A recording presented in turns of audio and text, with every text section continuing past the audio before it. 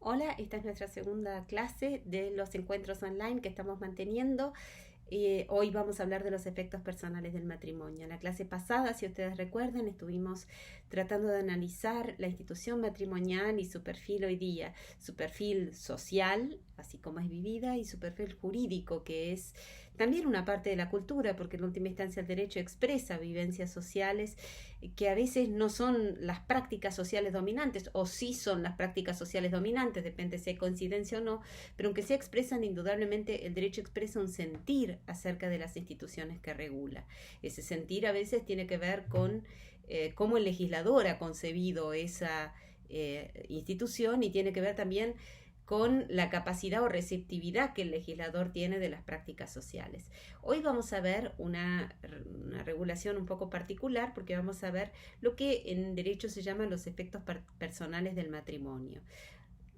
¿Por qué se llama efectos personales del matrimonio? Porque el Código Civil y Comercial argentino sigue la regulación de los códigos civiles decimonónicos, es decir, de alguna manera ha tomado el molde o ha reproducido el molde de los códigos sociales decimonónicos, que a la hora de regular el matrimonio trataban por una parte de los efectos personales y separadamente de los efectos patrimoniales.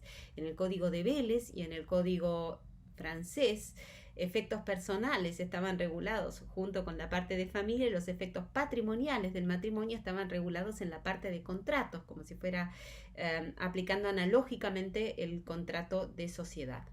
Bueno, con el nuevo Código Civil eso se corrige y ahora están juntos sin sucesión de continuidad, es decir, sin solución de continuidad aparecen los efectos personales, y en el título siguiente aparece el régimen patrimonial del matrimonio, es decir, que los encuentran uno detrás del otro. A nuestro modo de ver, eso sigue siendo insuficiente, porque efectos personales y efectos patrimoniales están profundamente imbricados y dan cuenta de una sola relación que tiene reverberaciones, que tiene como un eco patrimonial que es indivisible de las cuestiones personales, ¿no es cierto? Como el patrimonio es un atributo de la persona. De esta manera, lo que hoy vamos a tratar, simplemente para seguir el orden del programa y el orden del código, hecha esta salvedad de la indisolubilidad de ambas cuestiones, que vamos a referir continuamente, hoy vamos a tratar de lo que se llama en doctrina, que van a encontrar en los libros y van a encontrar en los capítulos, efectos personales. ¿Qué es lo que abarcan los efectos personales? Abarcan cuestiones patrimoniales también, por eso digo que están mezcladas. Abarca principalmente lo que tradicionalmente se llaman deberes del matrimonio, los deberes del matrimonio. Tenemos que distinguir entre deber y obligación, ¿no? Nos obligaría a hacer una distinción entre deber y obligación, que nosotros hicimos en la primera clase. Recuerden que el deber tiene una estructura mucho más etérea, mientras que la obligación es exigible directamente, incluso se puede forzar su cumplimiento. El deber, en cambio, tiene una sanción que muchas veces es de naturaleza indirecta y no tan claramente visible para el derecho. Las más de las veces no implica una exigibilidad en términos de compulsión, es decir, que yo puedo obligar a la otra persona que lo cumpla, ¿no? Porque hay derechos de naturaleza personalísima y a veces garantías constitucionales que están involucradas, y que forzar ese cumplimiento implicaría que se violaran. Entonces, cuando nosotros hablamos de la estructura de los efectos personales del matrimonio, en general estamos hablando de deberes, salvo respecto de un deber particular, que es el de la asistencia manifestada en los alimentos, que tiene características de obligación y que de hecho tiene un nivel de exigibilidad que es forzoso, es decir, que yo puedo forzar a que se cumplimente. Entonces, esa estructura, digamos, de deberes y de obligaciones que contiene, que hacen hacer el matrimonio a partir de que se celebra, está regulada a partir del artículo 431 del Código Civil y Comercial. Ustedes van a ver que en ese artículo 431 tiene un título que es equívoco, que se llama asistencia. Eso viene de una regulación del anteproyecto y quedó así, no se corresponde con el contenido. Van a ver que ahí se enuncian una serie de deberes que nos dejan un poquito perplejos. Primero, porque van a ver que aparece un deber que es moral. ¿Y cómo es que aparece en un código civil un deber moral? Es verdad que es algo problemático y difícil de explicar, porque en realidad no es función del legislador indicar pautas morales, aunque lo hace permanentemente. porque siempre que el legislador establece una pauta jurídica, está transmitiendo algo que para el legislador, desde su perspectiva, es un valor, ¿no? Lo que pasa es que es extravagante que incorpore un deber moral en el código, sobre todo porque las obligaciones morales en el nuevo código han perdido su exigibilidad, han perdido su valor jurídico, entonces todavía más que en el código anterior, entonces la referencia a la moral es más extravagante. El código nuevo, entonces, cuando habla de los deberes en el 431, los deberes del matrimonio, el 431, dice que los esposos se comprometen a desarrollar un proyecto de vida en común basado en la cooperación, la convivencia, el deber moral de fidelidad y que se deben asistencia. En el artículo siguiente tenemos los alimentos. Básicamente esa es la estructura obligacional del matrimonio. Quiere decir que estamos hablando de cuántos deberes y cuántas obligaciones es difícil de precisar, porque que los esposos se comprometan a desarrollar un proyecto de vida en común, nosotros dijimos la clase pasada, tiene más que ver con el objeto, ¿no? Tiene más que ver con el presupuesto de existencia del matrimonio. La cooperación es claramente un deber, es decir, nosotros podemos decir, hay un deber de cooperar, ¿no? La convivencia es un deber de naturaleza jurídica, porque no está matizada con el concepto de deber moral, quiere decir que es un deber jurídico. Mientras que el deber de fidelidad es un deber moral. ¿Y qué quiere decir que sea moral? Y probablemente que esté fuera de la esfera de la juridicidad, pero no sabemos bien qué quiere decir eso estrictamente. Hay diversas interpretaciones que dan los diversos autores, pero indudablemente su inclusión en el código implica que está en el espectro de mira del legislador y que el legislador lo considera como uno de los, digamos, si ustedes quieren, valores integrantes del matrimonio, bien que sin consecuencias jurídicas, pero tampoco es cierto que no tenga consecuencias jurídicas, como ahora vamos a ver.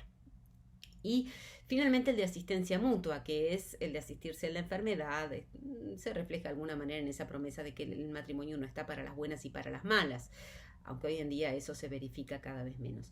Finalmente aparece la obligación de alimentos, que está desglosada y que ustedes se encuentran en el artículo 432. Van a ver que en el 432 específicamente se aclara que los alimentos son una obligación y tienen un rango suplementario, digamos un estatuto suplementario de regulación, que es la obligación de los alimentos entre parientes. Muy bien, ahí estamos. Detengámonos un minuto en los deberes del 431. Nosotros dijimos que en principio parece que son el de forjar un proyecto de vida en común, que no sabemos bien si en realidad es propiamente un deber o cómo se materializa ese deber, más bien parece ser propio del objeto del matrimonio. La cooperación, es decir, que ambos cooperen en el sustento de la casa, y esta cooperación, este deber de cooperación, tiene un eco de naturaleza patrimonial en lo que se llama deber de contribución, que ustedes van a ver en la clase próxima en el régimen patrimonial del matrimonio. Es decir, cooperación tiene eco en el deber de contribución. Luego aparece la convivencia, y la convivencia significa, en principio, vivir juntos, pero vivir juntos tiene una valencia que ustedes van a ver que la doctrina está discutida, es decir, cuál es el alcance de ese vivir juntos, todavía no lo tenemos muy claro. Ya había una jurisprudencia que lo había suavizado, y aparece este deber moral de fidelidad que no pareciera ser exigible jurídicamente, pero que bueno, está ahí enunciado y nos genera polémica. Y el deber de asistencia, que implicaría eventualmente la posible comisión de un delito de abandono de persona en la hipótesis en que la falta de asistencia fuera muy marcada. Los alimentos, que tienen una obligación propia. Entonces, saquemos el proyecto de vida en común, que si ustedes quieren es en realidad un deber englobante, es decir, el proyecto de vida en común supone convivir, supone cooperar, supone asistirse, supone brindarse alimentos, ¿no es cierto? Si no, no hay proyecto de vida en común. Es decir, si yo tengo una persona enferma en mi casa y no la asisto, no tengo ese proyecto de vida en común, lo estoy desmintiendo en la práctica.